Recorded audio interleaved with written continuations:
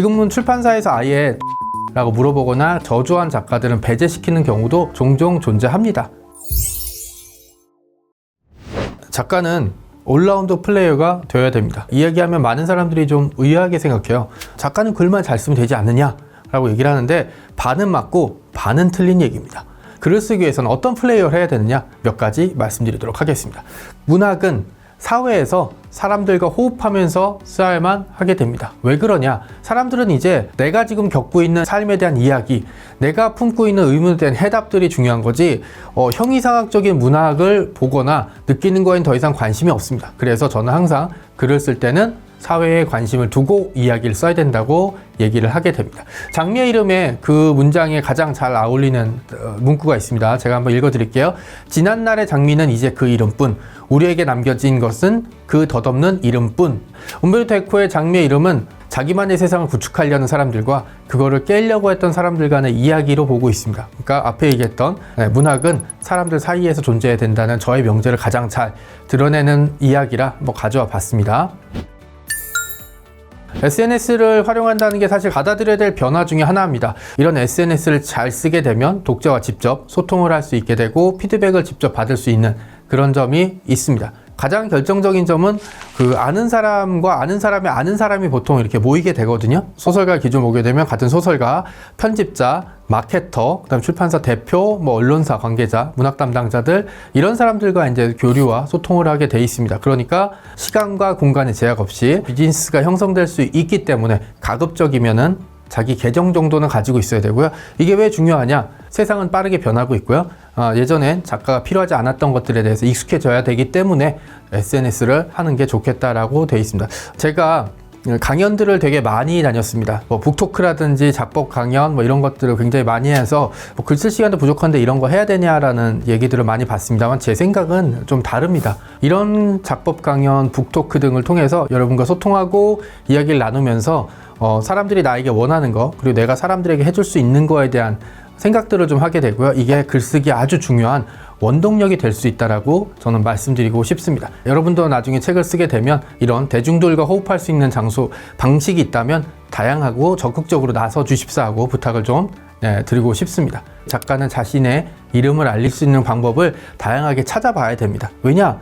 이제 책이 안 팔리는 시대이기 때문에 책을 팔 수 있게 작가가 많은 노력을 해야 됩니다. 지금은 출판사에서 아예 처음에 책을 낼 때 북토크라든지 인터뷰 같은 게 가능하냐? 라고 물어보거나 그런 게 안 되거나 저주한 작가들은 배제시키는 경우도 종종 존재합니다. 그러니까 내 책에 대한 이야기를 적극적으로 할 수 있다는 마음가짐을 가지는 것도 굉장히 중요하다라고 말씀드리고 싶습니다. 그런 방식 중에 하나가 저는 이제 피칭이라고 생각을 합니다. 대표적인 피칭은 부산국제영화제 아시안필름마켓의 EIP 피칭이 대표적이고요. PPT 화면과 함께 3분에서 5분 사이로 사람들에게 자기 작품에 대한 소개를 하고 있습니다. 부산국제영화제 같은 경우는 아시아에서 가장 큰 영화제이기 때문에 영상업계 관계자들이 반드시 참석해야 됩니다.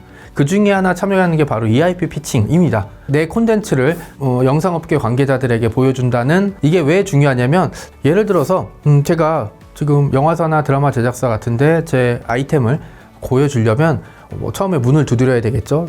저는 누구고 이런 작품이 있는데 한번 검토해 주실 수 있습니까?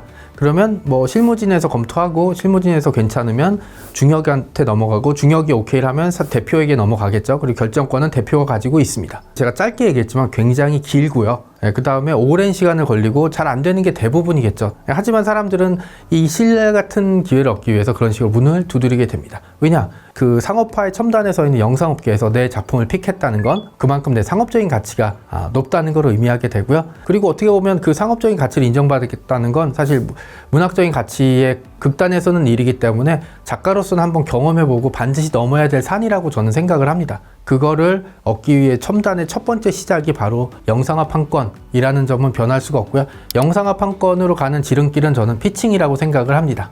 그래서 피칭을 항상 기회가 오면 해야 된다라고 하고요.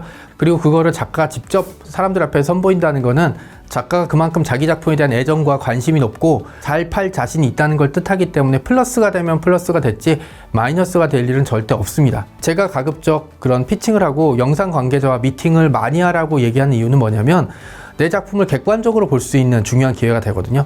네, 그렇기 때문에 미팅에 참석하셔서 내 작품에 대한 얘기를 직접 들어보시는 게 다음 작품을 쓰고 그 다음에 내 작품이 영상화되는 데 있어서 중요한 계기가 될 수 있다라고 생각을 하시는 게 도움이 될 것 같습니다. 그 다음에 이런 북토크 같은 경우도 굉장히 많이 참석하고 독서대전도 행사 참여하고 인터뷰, 유튜브 그런 것들 굉장히 많이 합니다. 네, 이런 대외 활동 기회가 온다면 계속 해보시고 이런 대외 활동은 하면 할수록 늘어납니다. 그러니까 그런 기회를 피하시지 말고 내 작품에 대한 얘기들을 하는 게 반드시 중요합니다. 그리고 적극적으로 홍보하셔서 내 작품이 사람들에게 어떻게 다가갈 수 있는지를 직접 노력하시는 지름길을 만드시는 게 반드시 필요하다고 봅니다. 그리하여 우리는 조류를 거스르는 배처럼 끊임없이 과거로 떠밀려 가면서도 앞으로 나아가는 것이다. 위대한 개츠비에 나오는 한 구절인데요. 지금의 문학을 얘기하는 가장 잘 어울리는 문장이라 가져와 봤습니다. 2000년대 초반에 봤던 출판계 분위기와 지금 분위기 확연히 다르고요. 대표적으로 1세 인쇄 부수가 그 당시에 3,000부였었다면 지금은 거의 절반 정도로 떨어져 갔습니다. 이게 이제 그만큼 책이 안 팔린다는 거, 그리고 책을 팔기가 어렵다는 거를 보여주고 있고 앞으로 이 상황이 나아질 가능성은 극히 적습니다. 네, 그렇기 때문에 우리가 열심히 우리가 할 수 있는 것들을 해보고 계속 앞으로 나아가야 된다는 게 필요하다라는 말씀을 드리고 싶습니다. 로그라인은 문학에선 잘 쓰는 얘기는 아니고요.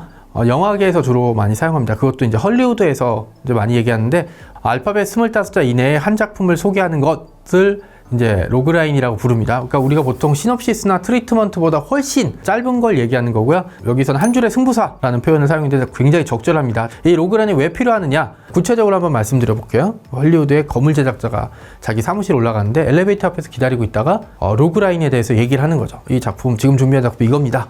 그 로그라인을 듣고 괜찮으면 엘리베이터를 타고 추가로 설명을 요구합니다. 엘리베이터 안에서 이 로그라인에 대해서 명확하게 설명을 해줘야 됩니다. 그리고 딱 문이 열렸을 때 제작자가 마음에 들면 사무실에 가서 차 한잔 하면서 얘기하자고 하고 만약에 마음에 안 들면 다음에 보자고 얘기하고 자기만 내려버립니다.